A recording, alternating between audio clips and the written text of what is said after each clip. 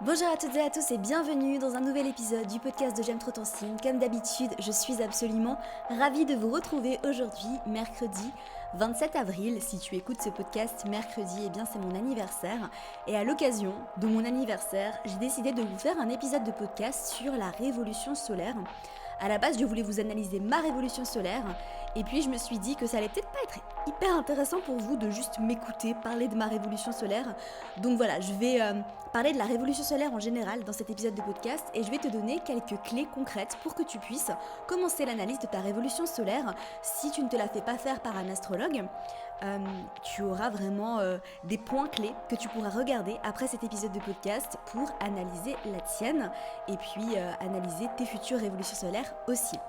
Je vais aussi faire un petit point sur ma révolution solaire de l'année passée pour vous expliquer un petit peu comment les choses se sont manifestées dans ma vie, parce que maintenant j'ai le recul nécessaire, et en toute sincérité, c'est vrai que c'est comme ça que je préfère faire les choses. Je préfère faire les choses dans ce sens-là, de regarder en arrière, parce que c'est vrai que personnellement je suis pas hyper fan d'astrologie prédictive. Voilà, ça c'est vraiment moi, c'est mes préférences personnelles. Je sais qu'il y a des personnes qui sont fans d'astrologie prédictive.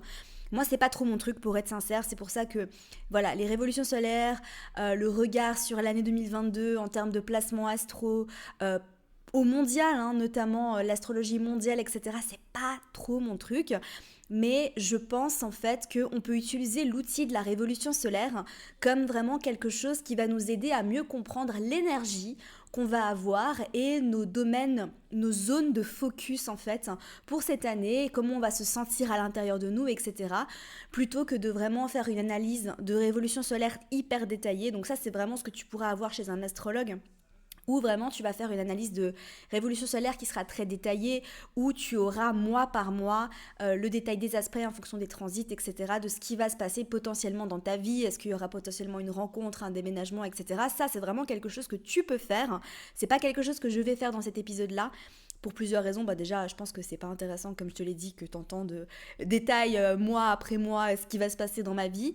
Et puis d'autre part, comme je te l'ai dit, pour moi c'est un petit peu anxiogène de le faire comme ça. Franchement, j'avoue que surtout quand on fait ses propres analyses, c'est pour ça que j'aime bien aussi aller voir d'autres astrologues pour avoir plus de recul, parce que c'est un peu difficile d'avoir beaucoup de recul dans sa vie, enfin sur son thème astral, ou du moins sur ses analyses de révolution solaire quand on est astrologue, parce que justement, on a tendance à voir un peu ce qu'on a envie de voir, et puis il y a certaines choses qu'on peut oublier, etc., etc.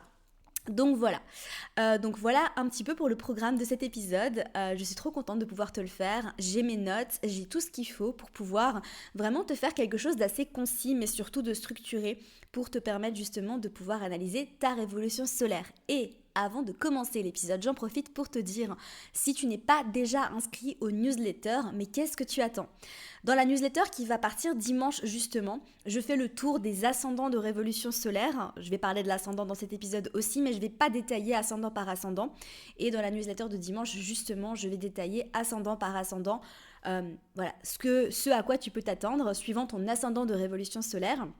Je vais t'expliquer un petit peu ça aujourd'hui dans cet épisode, voilà. Mais c'est pour te donner une idée un petit peu du type de newsletter que j'envoie. Par exemple, dans la newsletter de mercredi, je vais parler de la nouvelle lune en taureau. Donc voilà, tous les détails des pleines lunes, des nouvelles lunes, des nouvelles saisons astrologiques et bien plus encore. Ça se passe dans les newsletters, donc n'hésite pas à t'inscrire, c'est le premier lien juste en dessous dans les notes du podcast.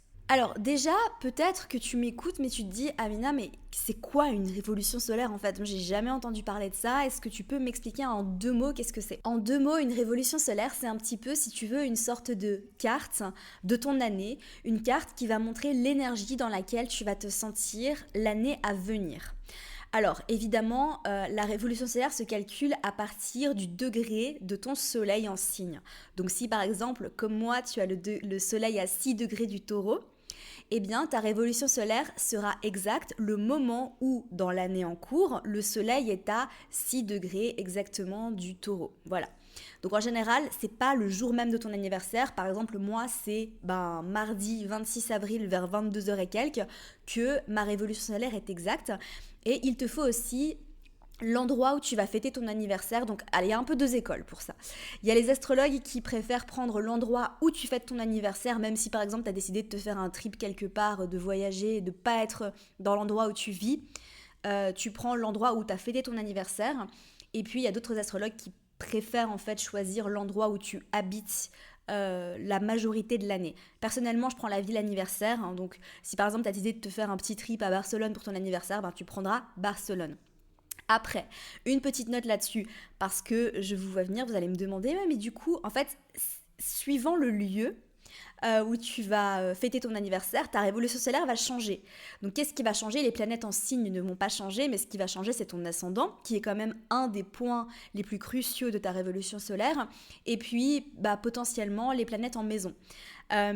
Personnellement, je suis pas fan, n'essayez pas de choisir votre révolution solaire en fonction de l'endroit où vous allez fêter. Enfin, si vous êtes censé vivre des challenges, vous allez vivre des challenges. Si vous êtes censé vivre des trucs plus faciles et plus fluides, vous allez vivre des trucs plus faciles et plus fluides. Enfin, je suis pas trop pour influencer les choses dans ce sens-là. Voilà. Mais et de toute façon, je pense pas que ça fonctionne, en toute sincérité, parce que il y a d'autres choses qui pourraient venir se positionner par rapport à ça, et on va vivre ce qu'on est censé vivre, hein, tout simplement. Donc après, on a le libre arbitre, ça c'est sûr et certain.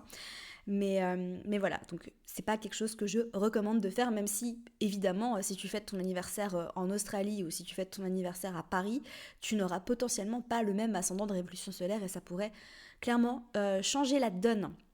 Voilà, et c'est aussi peut-être pour ça que certains astrologues préfèrent prendre l'endroit où tu habites la majorité du temps dans l'année. Mais voilà, moi je choisis la ville anniversaire. Donc je te mettrai aussi juste en dessous, sur le site AstroThème, tu as un outil en fait qui te permet de calculer ta révolution solaire. Et si tu veux calculer ta révolution solaire de l'année passée ou d'il y a 2 ans, tu peux pas le faire sur AstroThème il me semble, mais tu peux aller sur astro.com et là en fait tu peux calculer ta révolution solaire de n'importe quelle année. Donc c'est pour ça c'est vraiment assez génial. Et tu verras en fait qu'il y a des thèmes qui reviennent. Donc si tu as ton soleil dans une maison angulaire, il me semble que le soleil reste en maison angulaire pendant environ une dizaine d'années avant de changer, peut-être de passer dans les maisons cadentes, etc. Donc voilà, ça dépend. Il me semble, je sais pas, j'ai pas les dates exactes, mais en tout cas, le soleil reste dans le même type de maison. Donc si c'est des maisons angulaires, ce sera les maisons angulaires, les maisons cadentes, etc. Pendant plusieurs années. Donc, si tu as ton soleil en maison 1 une année, il est fort possible que l'année d'après, tu aies soit ton soleil en maison 4 ou en maison 10. Donc voilà, les choses se suivent un petit peu comme ça. Évidemment, je t'ai un petit peu spoilé, donc la maison qui contient le soleil va être extrêmement importante dans ta révolution solaire aussi. D'accord? Donc ça, c'est vraiment quelque chose à prendre en compte. Je vais aussi faire une petite parenthèse pour dire que ton thème natal, c'est toujours et ce sera toujours le thème de référence, ok? Donc tu vas pas changer de personnalité, tu vas pas devenir un autre ascendant parce que ton ascendant de révolution solaire est différent de ton ascendant à toi. Non, pas du tout, hein, on change pas. La révolution solaire va pas forcément impacter ta personnalité, mais c'est plutôt ta manière d'aborder ta vie qui va être impactée et la manière dont tu vas ressentir les choses, d'accord? Donc évidemment, une révolution solaire s'analyse toujours en parallèle d'un thème natal. Et c'est mon deuxième ou je sais plus combien de point important, je suis désolée. En fait, j'ai fait un plan. Mais voilà, j'ai la lune en Gémeaux et du coup, j'arrive jamais à me tenir au plan que je fais. C'est pour ça que d'habitude, je fais des podcasts spontanés sans faire de plan parce que ça marche pas en fait. Juste, c'est sûr. J'arrive pas, je fais des parenthèses et je dis juste ce que j'ai à dire sur le moment. Donc voilà. Mais mon énième point, enfin je sais plus lequel c'était aussi de te dire que ta révolution solaire, tu vas la vivre plus ou moins bien ou plus ou moins fluidement, je dirais, en fonction de ton thème astral. Je vais te donner un exemple très concret. Bon, moi je suis taureau, je suis ascendant bélier, j'ai le soleil en maison 1. Et alors, ton signe solaire va pas changer, hein, évidemment, parce que, bon, logiquement, si on reprend la carte de ta révolution solaire, en fait, c'est simplement tu prends ton retour de Saturne et en fait tu fais la même chose avec le soleil. Ok, donc tu reprends le moment exact où le soleil est dans ton signe à tel degré, donc évidemment le signe solaire ne change pas. Mais voilà, je suis ascendant bélier, donc j'ai le soleil en maison 1, j'ai la lune en maison 2, etc. Et dans ma révolution solaire de l'année passée, j'étais ascendant vierge et j'avais le soleil en maison 8. Alors j'avais pas que le soleil en maison 8, j'avais un stellium en maison 8. Comment dire, quand j'ai vu ça, je me suis dit, ah oui, donc là, effectivement, moi qui n'ai aucun placement en vierge, être ascendant vierge, c'était un peu plus étrange. Bien que je vais revenir un petit peu là-dessus pour t'expliquer un petit peu ce qui s'est passé dans ma vie et pourquoi aussi l'astrologie prédictive, pour moi, est un petit peu anxiogène parce que j'ai anticipé des choses qui ne se sont pas du tout passées comme je pensais qu'elles se passeraient. Mais bon, voilà, c'est aussi parce que bon, je pense que c'est un peu une déformation professionnelle aussi. Si tu n'es pas astrologue professionnel et que tu analyses ta révolution solaire, peut-être que tu auras quand même plus de recul et que tu es un petit peu moins influencé. Je pense que pour un astrologue, c'est plus difficile d'analyser son thème astral sans... Ouais, ça dépend. Ça dépend des personnes, hein, j'imagine, évidemment. Mais bon. Et du coup, moi qui n'ai aucun placement en vierge, être ascendant vierge, c'était un petit peu, voilà. Mais par contre, c'est vrai que, voilà, l'ascendant vierge, pour moi, ça a vraiment été une année focus boulot. Alors ça a été une année très très boulot, boulot, boulot, boulot, boulot. Et ça a été aussi une année où j'étais très concentrée sur ma santé, mes routines. Et ça, avec le recul, je peux le dire, hein, vraiment, et c'était naturel, je m'en suis même pas forcément rendu compte, mais voilà, je me suis acheté une machine à faire des jus, je buvais du jus de céleri, enfin, ça a duré quelques temps, hein, évidemment, parce qu'en hiver, boire des jus de céleri, non merci. Mais, euh, mais oui, j'étais quand même concentrée sur beaucoup faire du sport, avoir une bonne hygiène de vie, et j'étais très boulot, boulot, carrière, carrière, carrière. Alors ça aurait été peut-être encore plus le cas avec un ascendant Capricorne, mais en tout cas voilà. Et par contre ce stellium en maison 8 qui me faisait vraiment flipper, mais quand j'ai vu ça je me suis dit non mais c'est pas possible, qu'est-ce qui va se passer? Et en fait ça a été une des années les plus transformatives de mon existence. J'ai vraiment l'impression d'être devenue quelqu'un d'autre. Et ça s'est pas fait de manière inconfortable, ça s'est fait vraiment naturellement. En fait, j'ai été attirée par des choses différentes, j'ai été attirée par des moyens de transformation qui m'ont vraiment aidé à plonger à l'intérieur de moi. Et ça s'est fait naturellement en fait, sans vraiment que j'ai à consciemment faire les choses, mais j'avais des envies différentes. Et c'est ce que tu vas ressentir aussi avec ta révolution solaire, c'est que tu vas peut-être avoir des envies différentes, des envies de faire des choses différemment, etc. Donc c'est ce qui s'est passé, hein, vraiment, ça a été une année de transformation, mais totale, à savoir que vraiment, l'année passée, en 6 mois, ma vie a basculé. Il s'est passé tellement de choses en 6 mois. Je pense que vraiment les mois les plus déterminants, ça a été de juin à... À partir du mois de juin, tout a changé. Mais vraiment, mais tout a changé. Et en fait, c'est aussi le moment où Jupiter est entré en poisson, il me semble, l'année passée. Je sais plus exactement, c'est peut-être au mois de mai. Mais il y a eu plein de choses qui sont mises en place en fait pour faire en sorte que ma vie bascule. Et bon, ce qui a beaucoup changé aussi, hein, l'ascendant vierge aussi, c'est mon travail. Ma carrière qui a basculé, qui a pris un tournant incroyable, hein, vraiment magnifique.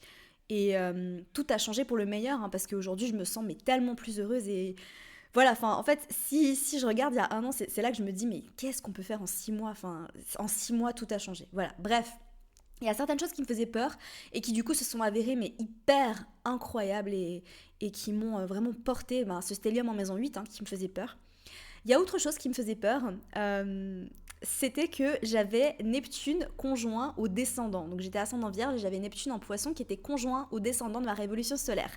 Et là, moi, je me suis dit directement, ça y est, je vais attirer des personnes qui vont me manipuler, je vais idéaliser l'amour, je vais de nouveau tomber dans mes schémas de je suis amoureuse de l'amour, etc. Surtout que j'ai un transit hein, qui m'impacte beaucoup depuis plusieurs années, c'est que j'ai Neptune sur Vénus, en poisson, voilà. Comme ça, je te pose le cadre. Et du coup, quand j'ai vu ça dans ma révolution solaire, je me suis dit non mais ça va être encore pire, je vais idéaliser les choses, je vais être amoureuse de l'amour fois 1000. Et surtout, en fait, j'avais très peur d'attirer quelqu'un qui allait me manipuler ou qui allait me faire du mal parce que c'était déjà arrivé par le passé. Je pense que j'étais aussi biaisée par mon expérience personnelle où voilà, j'ai déjà attiré des personnes qui ont des tendances narcissiques. Voilà, je vais pas dire des pervers narcissiques parce que j'ai l'impression que c'est un peu à la mode de dire oui, moi j'étais avec un pervers narcissique. Je sais pas si cette personne était un pervers narcissique ou pas, mais en tout cas elle avait des tendances narcissiques et je pense que voilà, enfin bref, on va pas revenir là-dessus, mais du coup ça me faisait peur et je flippais, je me suis dit ah, je vais faire attention. Et en fait, ce qui s'est passé, c'est pas du tout ça. Ce qui s'est passé, c'est que je me suis mise en couple avec un Neptunien, voilà. Enfin, un Neptunien plutonien. Bon, j'avais aussi Vénus en taureau en maison 8. Et ce stellium en maison 8 aussi. C'est vrai que mon copain actuel avec qui je vis, c'est un plutonien neptunien, hein. Ça c'est sûr, autant l'un que l'autre. Mais c'est marrant parce que en fait, le fait d'avoir Neptune au descendant, moi je l'ai vraiment vu dans les côtés waouh, ça va être horrible, je vais me faire manipuler, etc. Alors que pas du tout en fait, c'est juste que je suis tombée amoureuse d'un neptunien qui est quand même pour le coup très neptunien, hein. C'est vrai qu'il y a des moments où je le regarde et je me dis non mais toi t'es vraiment... Parce qu'il a ascendant poisson. Donc il est quand même... il a Neptune qui... Ouais. Donc c'est intéressant. Et c'est vrai, il y a des moments d'absence totale en fait où je parle pendant 10 minutes et tout d'un coup il me fait ah pardon tu me parlais. Je fais oui, on revient sur Terre. Allô, il y a quelqu'un. Non mais voilà, enfin bref, c'est le meilleur. Évidemment, c'est mon chéri. Donc voilà, tout ça pour dire que ça sert à rien de dramatiser les choses. Alors, on va revenir un petit peu sur la révolution solaire. Donc évidemment, les placements seront plus ou moins bien vécus selon ton thème natal. Pour revenir sur ma révolution solaire de cette année, quand je l'ai vue, j'ai fait wouh! Enfin, j'étais trop contente, franchement. Non mais honnêtement, j'attendais que ça parce que j'ai vu les énergies, j'ai fait non mais ça va être incroyable. Bon après peut-être que j'anticipe trop les choses en étant dans le positif et que finalement bah ça va être l'inverse de l'année passée, à savoir que j'anticipais trop dans le négatif et du coup ça a été incroyable et que cette année bah ça va pas être fou, je sais pas. Euh, je vous le dirai dans un an, tiens. Mais je suis ascendant Sagittaire et j'ai le soleil en maison 5. Mais alors quand j'ai vu ça, je me suis dit, ok, expansion, fun, amusement, voyage, on va aller loin, on va aller haut et on va aborder la vie avec enthousiasme. Je reviendrai plus précisément hein, sur tout ça, mais voilà. Et du coup, je voulais te dire que la révolution solaire va être plus ou moins bien vécue selon ton thème natal. Et là, en fait, la raison pour laquelle ça m'a aussi enjouée, c'est que ces énergies de feu, j'y suis habituée, dans le sens où je suis ascendant bélier et là j'ai un ascendant sagittaire, donc c'est confortable pour moi d'être dans un ascendant de feu, ok. J'ai le soleil en maison 1, donc une maison qui est associée au bélier, qui est une maison d'expression de soi, d'affirmation de soi, et là dans ma révolution solaire, j'ai le soleil en maison 5, donc c'est pareil en fait, c'est des énergies qui vont bien ensemble. Quelque chose qui va beaucoup changer par contre, c'est que alors l'année passée j'avais la lune en balance et ça m'avait pas trop fait flipper parce que bon j'avais la lune en maison 2 en balance et là dans mon thème natal j'ai la lune en maison 2 en gémeaux, du coup c'est des énergies qui se ressemblent aussi donc pour moi ça a pas trop changé. Par contre là cette année et je le ressens déjà hein, c'est fou parce que je vais t'expliquer un petit peu comment tu peux savoir à quel moment tu commences à sentir les effets de ta révolution solaire. Mais j'ai la lune en poisson, bon j'ai un stellium en poisson en maison 4 et j'ai Vénus et la Lune conjoints au fond du ciel en poisson. Donc là, je me suis dit, ok, donc tu vas être encore plus sensible que d'habitude, et c'est le cas parce que des fois, genre, je regarde mon copain dans les yeux et je commence à pleurer en fait, tellement je ressens d'amour. C'est vraiment, genre, c'est arrivé l'autre jour et j'étais là, et je me suis observée, j'ai rigolé, puis je me suis dit, ah oui, d'accord, donc on est là, d'accord, ok, ça va, tout va bien. Non mais voilà, et je vais revenir un petit peu sur les stelliums en maison aussi. Mais du coup, ce sera plus ou moins bien vécu. Donc là, en fait, je m'attends à être peut-être plus connectée à mon état émotionnel et ma sensibilité que d'habitude, avec ce fameux placement de la lune en poisson conjointe au fond du ciel. Aussi un moment de guérison émotionnelle. Hein. Moi, je le vois vraiment comme ça, un moment où je vais vraiment vivre mes émotions, les guérir, les laisser me traverser. Donc voilà, tout ça pour dire que si dans ta révolution solaire, tu as un ascendant en signe d'air et par exemple pas mal de planètes en signe d'air aussi, mais que tu as un thème qui est très terre, Capricorne par exemple, eh bien en fait, je pense que ta révolution solaire va te permettre d'alléger en fait tout ce qui se passe avec ton Capricorne. Peut-être que tu vas te sentir moins fixé, ancré sur tes idées, sur ta manière d'aborder le monde et tu vas te sentir plus léger, plus papillonnant. Voilà. Alors, par rapport aux aspects, évidemment, il faut analyser les aspects dans une révolution solaire. Je ne vais pas le faire aujourd'hui parce que cet épisode, enfin, on est déjà à 20 minutes et du coup, j'ai pas envie que cet épisode dure 2h30, vu mon débit de parole, n'est-ce pas ? Mais en tout cas, il faut que tu saches en fait que les aspects, si tu les retrouves au natal, ils seront vécus plus facilement. Ok, donc si dans ton thème astral, tu as pas mal de carrés, pas mal d'oppositions, tu es habitué à ces énergies-là, si elles se retrouvent dans ta révolution solaire et si en particulier c'est les mêmes planètes qui sont en jeu, là tu vas vraiment le vivre avec plus de fluidité.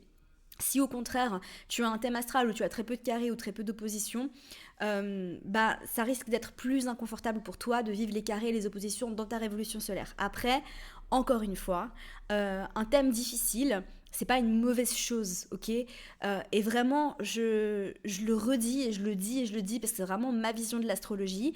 Les carrés et les oppositions sont hyper bénéfiques et les trigones peuvent être hyper improductifs. Voilà, un trigone peut vraiment nous mener au néant, à rien, à la paresse, ok. Donc vraiment, faut dédiaboliser un peu ces énergies-là parce que les challenges dans la vie, c'est cool et tu peux faire des choses difficiles aussi. C'est pas parce que c'est difficile et inconfortable que c'est pas nécessaire, ok. Donc voilà un petit peu pour les points clés. Tu peux vraiment prendre ta révolution solaire comme un cadeau d'anniversaire en fait. C'est une sorte de photo de l'énergie de ta vie pour l'année à venir. Alors à quel moment est-ce qu'on commence à ressentir les énergies de sa révolution solaire? Ben ça dépend, évidemment.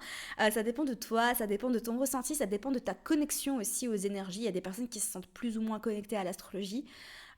Tu peux compter environ un mois avant la date. Après, si tu as des planètes en maison angulaire, tu vas peut-être le ressentir plus subitement. À savoir que peut-être que tu vas ressentir petit à petit les énergies de ta révolution solaire se mettre en place dans ta vie. Mon meilleur conseil, en fait, c'est vraiment de s'observer, en fait. C'est ce que j'ai fait, en fait. J'ai observé un petit peu ce qui se passait. Est-ce que j'avais des envies différentes? Est-ce que je me sentais portée par des envies, des choses différentes? Et la réponse est oui, complètement. C'est pour ça qu'en fait, c'est marrant parce que je ressentais les choses avant même d'avoir regardé ma révolution solaire et quand je l'ai vue, j'ai fait ah, c'est pour ça. Donc c'est assez drôle. Mais voilà, si tu as des planètes en maison angulaire, donc les maisons angulaires pour rappel, maison 1, 4, 7 et 10, tu vas peut-être ressentir les choses plus subitement et peut-être qu'elles vont arriver dans ta vie plus subitement. Ok. Donc je te donne un exemple très concret, mais moi voilà, mon ascendant Sagittaire et mon soleil en maison 5, ça typiquement je l'ai ressenti, mais ça fait à peu près 2 semaines. Donc 2 semaines à peu près avant mon anniversaire, il y a eu un moment très fort duquel je me rappelle, c'est que j'étais en Suisse en fait, et j'ai discuté avec mon copain justement, et en fait je me disais mais j'ai tellement envie de voyager plus en fait, genre je ressentais vraiment un appel à l'exploration, je ressentais un appel, en fait j'avais pas encore vu ma révolution solaire à ce moment-là, donc c'est très intéressant. En fait j'avais les larmes aux yeux parce que je me suis dit mais on vit qu'une fois bordel, j'ai vraiment envie de vivre à fond. Et là je me rappelle de ce moment et je regarde ma révolution solaire et je suis là, ok d'accord, on y est. Alors, le thème de l'ascendant sagittaire et du soleil en maison 5, mais franchement, ça fait une semaine. Bon, il faut aussi dire que juste avant ta révolution solaire et pendant ta révolution solaire, quand le soleil est dans ton signe, c'est toujours des moments en fait où on se sent bien en général, à moins que, exception, si tu as ton soleil qui fait des aspects difficiles, là tu vas peut-être... Enfin, le soleil en transit dans le ciel, il agit comme un coup de projecteur. Ok, donc si tu as un soleil avec des aspects hyper facilitants, des aspects productifs, enfin pas des aspects productifs, mais des aspects harmonieux, tu vas te sentir bien à ton anniversaire. Mais si au contraire t'as ton soleil carré Saturne ou t'as ton soleil carré Pluton ou voilà d'autres énergies de ce type, bah peut-être que pour toi ton anniversaire c'est un peu inconfortable et c'est un moment que t'aimes bien mais voilà sans plus, ok. Évidemment ça dépend toujours du reste du thème astral, mais voilà moi quand c'est mon anniversaire, enfin j'ai mon soleil qui a vraiment que des aspects harmonieux, donc j'ai d'autres aspects difficiles dans mon thème. Mais en tout cas, le soleil, il est en aspect harmonieux et c'est cool. Et du coup, quand c'est mon anniversaire, ben, le soleil en transit agit comme un coup de projecteur. Il vient vraiment illuminer en fait ces aspects-là de ma vie et je me sens bien, je me sens légère, je me sens énergique, je me sens festive en fait. Voilà, je suis le genre de personne qui adore son anniversaire et qui prévient tout le monde 2 semaines avant que c'est son anniversaire et qui organise des soirées pour son anniversaire, etc. Voilà. Je sais qu'il y a des personnes qui sont pas du tout comme ça, mais je fais partie de ces personnes-là. Donc voilà. Et c'est intéressant aussi parce que je pense que ça dépend de ton thème astral, mais si par exemple tu as le soleil en maison 1 ou en maison 5, ben t'aimes bien qu'on te célèbre en fait. Je discutais avec une de mes meilleures amies justement qui a aussi elle a le soleil en maison 5, elle pour le coup dans son thème astral. Et en fait, c'est pareil, en fait, elle adore son anniversaire parce qu'elle adore qu'on la célèbre, elle adore qu'on la fête. Moi aussi, avec mon soleil en maison 1, j'aime bien, j'ai pas de problème à avoir l'attention sur moi. Voilà, faut dire ce qui est. C'est comme ça. Par contre, si t'as le soleil en 8, si t'as le soleil en 12, si t'as le soleil en 6, peut-être que c'est des choses qui te... Voilà, hein.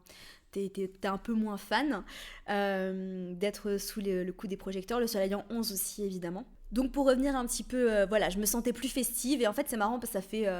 j'ai aussi observé les côtés plus sombres en fait de cet ascendant de révolution solaire, comment ça pouvait se manifester. Donc grâce à ça, je vais pouvoir aussi me tempérer un petit peu, mais j'ai tout de suite vu en fait que je commençais à être dans l'excès. Voilà, à sortir trop, à aller trop au resto, à boire trop et à me dire allez un verre de prosecco, oh oh oh oh, on se calme, ok. C'est vrai que l'année passée j'étais très modérée, mais c'est intéressant hein, de voir en fait comment chaque année ça se manifeste. Parce que l'année passée j'étais très modérée et j'étais très dans la modération, dans voilà l'ascendant vierge en fait. Hein, j'étais dans la modération. Je faisais plus attention, j'ai appris à voilà, quantifier les choses et alors là, franchement j'ai tout lâché. Hein. Vraiment, je suis là en mode allez, on y vit qu'une fois, on y va, c'est parti. Mais voilà, attention à l'excès. Voilà, tout ça pour dire que ça va dépendre, mais ta révolution solaire, donc certains astrologues disent qu'elle est valable environ 20 jours avant. Moi, je dirais plutôt un mois, ou plutôt J'ai envie de te dire, ça dépend. Voilà, ça dépend de toi. Donc, essaye vraiment de te connecter à ton ressenti et à t'observer et à regarder à quel moment en fait tu sens. Le passage sera peut-être subitement ou peut-être pas. Peut-être que ça se fera avec plus de subtilité. Alors par quoi on commence l'analyse? Je t'en ai déjà parlé en fait vraiment et c'est les points clés que je vais évoquer dans cet épisode de podcast. C'est évidemment l'ascendant de révolution solaire, la maison qui contient le soleil, la lune donc en signe et en maison. Et après tu peux aussi prendre les planètes personnelles donc tu peux vraiment faire une analyse, une vraie analyse de révolution solaire. Il faut regarder tous les aspects, il faut regarder tellement de choses. C'est très complexe à faire.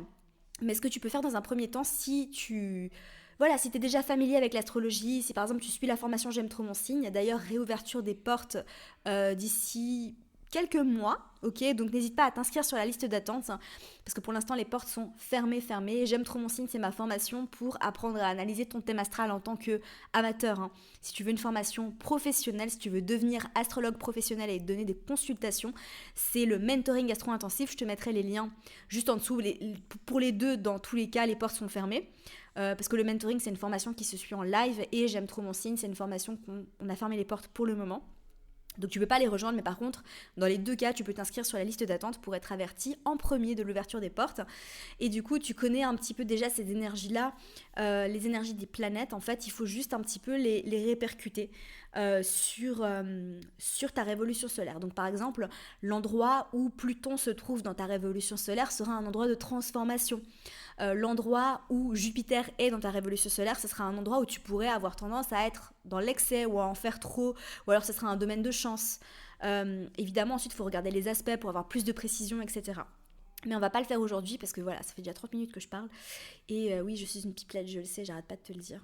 Franchement, j'ai la lune en Gémeaux et j'ai Jupiter en maison 3, donc voilà, c'est pas ma faute.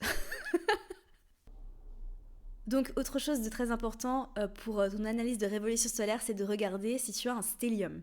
Si tu as un stellium dans une maison ou dans un signe, c'est une énergie qui va être prédominante et qui va beaucoup t'impacter l'année à venir. Donc moi, j'avais l'année passée mon stellium en 8.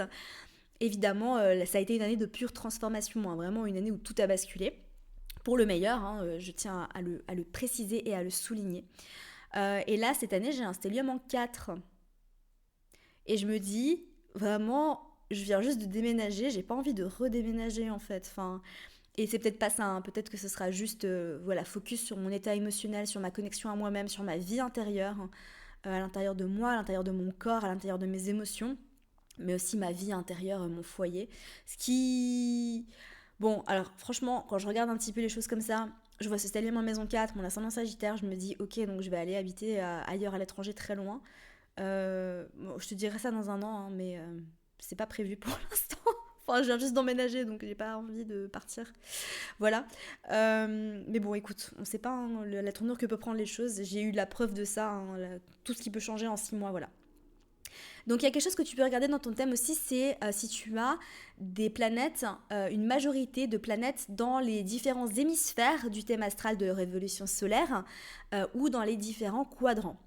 Alors, si je prends les hémisphères, en fait, si on prend l'hémisphère Est, alors je tiens juste à préciser que pour les hémisphères, c'est toujours inversé. Hein. Donc, je vais dire Est, mais en fait, il faut que tu regardes à l'Ouest, ok?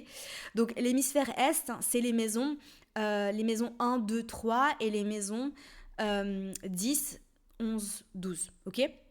Si tu as la majorité de tes planètes-là sur cet hémisphère-là, c'est une année où tu vas être proactive, où tu vas faire preuve d'initiative, où tu vas vraiment aller de l'avant, ok? Si tu as toutes tes planètes dans l'hémisphère ouest, donc les maisons 4 à 9, c'est une année où tu vas être plus réceptive aux autres. Donc dans le premier cas, c'est plutôt toi qui va de l'avant, qui est proactif, qui met en place les choses, qui est entreprenant. Et si c'est les maisons 4 à 9, c'est plutôt le contraire en fait. Tu es réceptive aux autres et tu suis un petit peu ce que les autres font. Si tu as toutes tes planètes dans l'hémisphère sud, c'est focus sur ta vie publique. Donc quand je dis hémisphère sud, c'est les maisons 7 à 12, hein, ok? Je vous ai dit, les hémisphères sont inversés. Donc si tu as toutes tes planètes dans l'hémisphère sud, focus sur ta vie publique, tes relations, ta réputation. Voilà. Si c'est l'hémisphère nord, donc les maisons 1 à 6, c'est focus sur toi, ta vie intérieure et ta réalité subjective. Ensuite, si c'est encore plus précis que ça, si c'est vraiment des quadrants dans lesquels tu as vraiment un regroupement de planètes, hein, ça pourrait ne pas être toutes tes planètes, Mais si c'est par exemple toutes les planètes à part Pluton ou toutes les planètes à part Neptune, là tu peux vraiment quand même prendre ça en compte. Donc quadrant 1 à 3, c'est ce qu'on appelle le quadrant personnel, donc affirmation de soi, focus sur toi, qui tu es, ce que tu veux. D'accord? Donc si tu as toutes tes planètes entre les maisons 1 et 3. Si tu as toutes tes planètes entre les maisons 4 et 6, donc le quadrant 4 à 6, c'est focus sur ton expression de toi, ta créativité et le fait d'apprendre à combler tes propres besoins. Si c'est le quadrant 7 à 9, donc on parle vraiment de l'énergie de ton année, hein. Le quadrant 7 à 9, c'est focus sur tes relations et c'est surtout à travers tes relations que tu vas évoluer, que tu vas grandir et te transformer. Ok ? Et le quadrant 10 à 12, c'est ce qu'on appelle le quadrant transpersonnel. C'est focus sur ta mission de vie et ce que tu vas apporter au monde et à la communauté. Voilà. Donc ça, c'est un petit peu les énergies globales. Ensuite, l'ascendant de révolution solaire va vraiment indiquer le regard que tu as sur la vie, ta façon de voir la vie. Et c'est aussi une sorte de façon par laquelle tu vas être perçu cette année. Ok, donc la façon dont tu vas aborder les choses va être teintée de ton ascendant de révolution solaire qui ne change pas en fait ton ascendant au natal. D'accord, tu es toujours ton ascendant au natal, ton soleil au natal. C'est juste que tu as peut-être même déjà remarqué en fait que évidemment chaque année est différente et que tu vis ton thème astral de manière différente chaque année et c'est en partie par rapport à ça. Je vais juste faire une petite parenthèse parce que j'ai répondu à une question très intéressante sur Instagram où on me demandait mais qu'est-ce qui est plus important, c'est les transits ou c'est la révolution solaire? C'est différent et moi je dirais les deux, voilà, tout simplement. Tu peux autant analyser tes transits que ta révolution solaire. L'idéal c'est vraiment de tout mettre en parallèle, ok? L'ascendant de révolution solaire va aussi influencer tes priorités et ton énergie. Donc c'est vraiment l'énergie avec laquelle tu vas aborder la vie. Ok, donc c'est ce que je disais avec mon ascendant vierge en révolution solaire l'année passée. J'étais plutôt dans aborder la vie avec modération, focus sur le travail, priorité sur le travail, mes santé, ma routine. Typiquement, j'étais pas du genre à aller... Bon, quoi que c'était pas tout le temps vrai, mais j'étais plutôt du genre à prioriser le fait d'aller au sport à 7 heures du matin plutôt que de sortir le soir d'avant. Alors que là, avec mon ascendant sagittaire, je pense que ça va être plutôt l'inverse. Je pense que je vais plutôt prioriser le fait de sortir le soir et d'aller m'éclater plutôt que d'aller faire du sport à 7 heures du matin. Je ne sais pas, je vous dirai l'année prochaine. Euh, Mais du coup, voilà pour l'ascendant. Donc, analyse bien ton ascendant de révolution solaire et regarde un petit peu. Donc si tu connais déjà l'astrologie, que tu connais déjà les énergies des signes, notamment à travers la formation J'aime trop mon signe, tu vraiment vas pouvoir regarder un petit peu et analyser ça plus précisément. Ensuite, la maison qui contient le soleil va aussi être un point très important à analyser, comme je l'ai dit au moins je ne sais pas combien de fois dans cet épisode de podcast, n'est-ce pas? Parce que j'ai tendance à répéter les choses aussi. Tu vas être attiré par ce domaine. Donc, donc le soleil brille sur ta zone de focus. Tu vas remarquer que les thèmes associés à la maison qui contient ton soleil vont apparaître dans ta vie de façon très concrète. Donc tu vas concrétiser et matérialiser tout ce qui se passe en fait vraiment dans la maison qui contient le soleil de ta révolution solaire. La lune, alors la lune, elle s'analyse en signe et en maison pour le coup parce que ton signe lunaire peut complètement changer. La lune va représenter ton état émotionnel cette année, ta façon de te connecter avec tes émotions. Et la maison qui contient la lune va montrer un domaine où tu dois apprendre à mieux maîtriser les choses, d'accord? Donc c'est peut-être quelque chose que tu maîtrises pas totalement et que tu vas apprendre à maîtriser.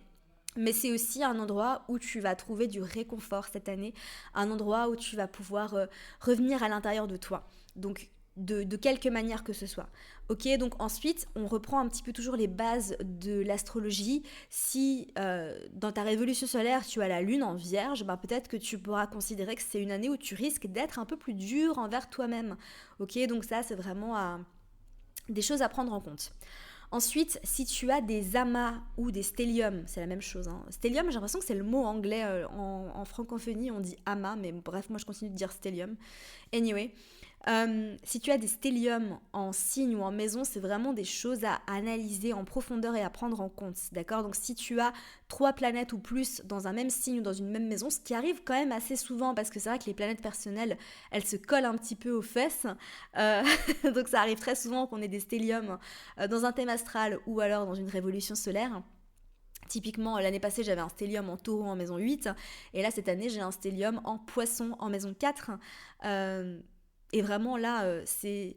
En fait, toutes les planètes qui sont en poisson dans mon thème astral, enfin dans ma révolution solaire, pardon, c'est des planètes qui sont à l'aise en Poisson. Parce que j'ai j'ai la fameuse conjonction Jupiter-Neptune.